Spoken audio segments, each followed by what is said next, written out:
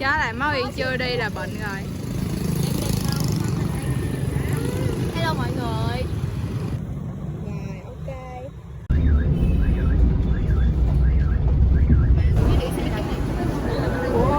Vô cổng. It's been a long damn year. Làm từ từ thôi mấy bé ơi. Two summers spent alone, yeah. Never felt so cold. Yeah. It's been a long damn year. Không vậy? Needs its cold. Hell, I'm glad to know you. Guess I should have known that the sun needs the moon. I guess I should have known that September needs June. I guess I should have known that these flowers had to bloom, and these roads all lead to you. You and I makes me. We're in heaven now, been better now for weeks. Don't want nobody else, just you and me. Oh, every day gets better, babe. We intertwine, 'cause you and I, yeah, you and I. You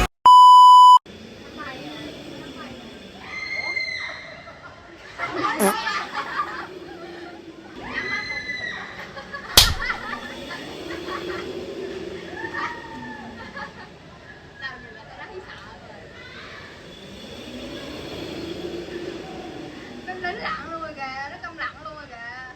Người đó. Mặt tái luôn rồi. Tỉnh rồi, nó tỉnh rồi đó.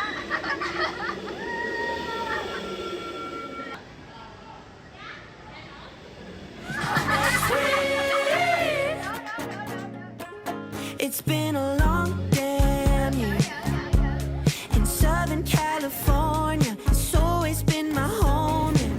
But now that you're right here, I used to sing alone, now I sing along with you and all of your favorite songs, and sparks fly. Guess I should have known that the sun needs the moon. Chúng ta đi ra, tôi sợ cái này. That September needs June. Con này chơi giống mà chơi cái gì vậy? That these flowers had to bloom, and these roads all lead to you. You and I makes me. We're in heaven now, been better now for weeks. Don't want nobody else, just you and me. Oh, every day gets better, babe. We intertwine, 'cause you and I make everything feel better. Everything tastes sweet with you and I together.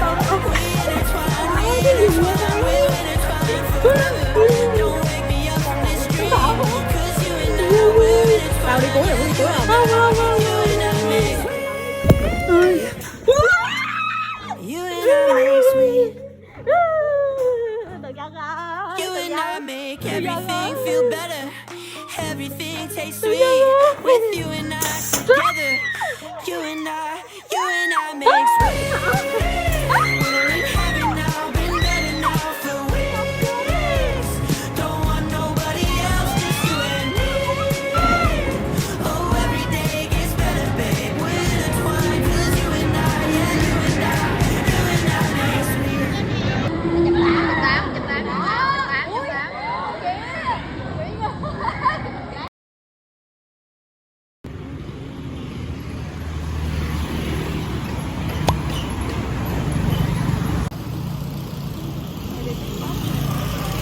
One hour later. Cột mát chứ không phải là xa cha food. Trời ơi, con ơi là con. Xe ngồi rồi mà nó vòng lại. Trời ơi là trời ơi.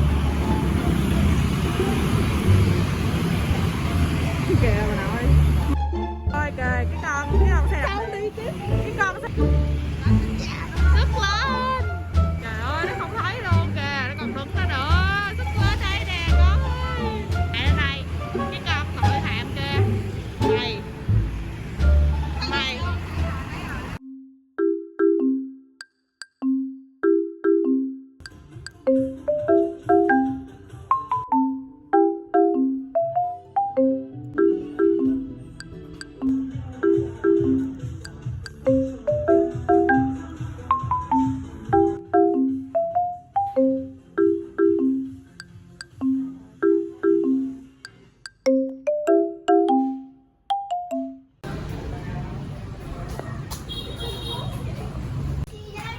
Hello.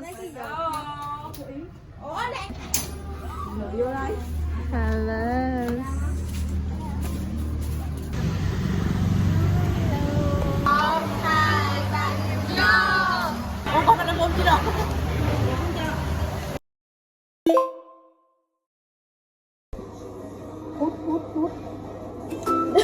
Dính cái hộp thanh long hoài nè. Phải chạy. Cái bút thanh long có hả? Vamos fazer uma festa com prato bem colorido. Tem fruta, tem verdura, que gostoso, que divertido. Tem maçã e tem banana, que são docinhas e muito legais. Tem cenoura e espinafre, que nos dão superpoderes sensacionais. Comida de super-herói, que alegria. Arroz e feijão aumentam nossa energia. Frutas e verduras faz a gente crescer. E um pouco de carne faz bem, saúde é superpoder.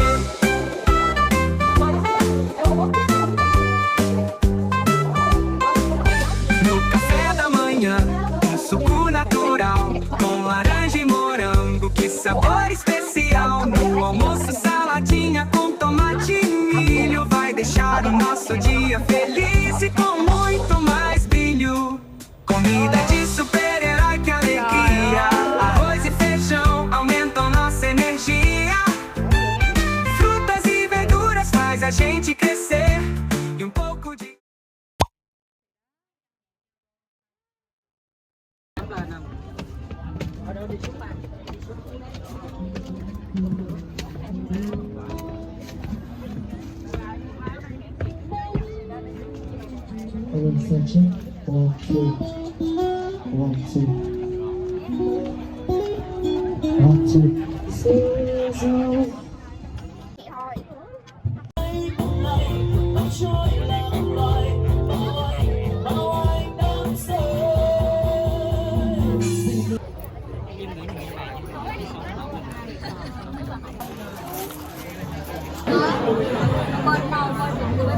Tiếp theo